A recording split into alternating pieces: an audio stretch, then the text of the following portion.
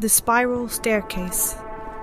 They warned me in that grim, tight-lipped way neighbors do, not with words, but with glances. I paid them no mind. The house sang to me. A cruel lullaby, yes, but one that called, clear and unmistakable.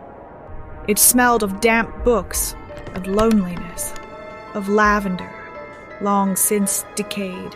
I began sleeping there while I moved in, and began cleaning and the renovation process.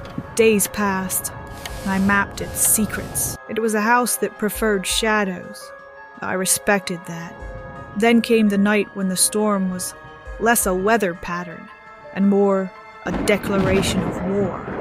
And then, silence broken only by the soft death rattle of the entire house sighing into darkness. The breaker, I knew, was far below, beyond the basement, past the boiler that breathed heat like a dragon with a nicotine habit.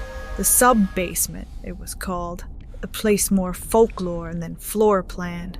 As I reached for the edge of the crack to investigate further, my flashlight gave one final flicker and died, swallowed entirely by the waiting dark, shaken a bit, but the thrill of mystery had its claws in me.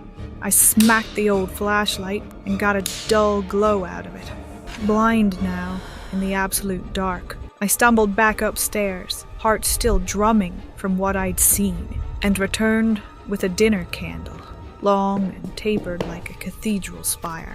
I lit it with the matchbook I'd kept just for such antique emergencies. I stood over the open trapdoor and looked down. The flickering stairs beneath spiraled perfectly, too perfectly, as though a mad architect had drawn a whirlpool and declared, "Let man descend." I stepped down. Each stone step was worn but dry.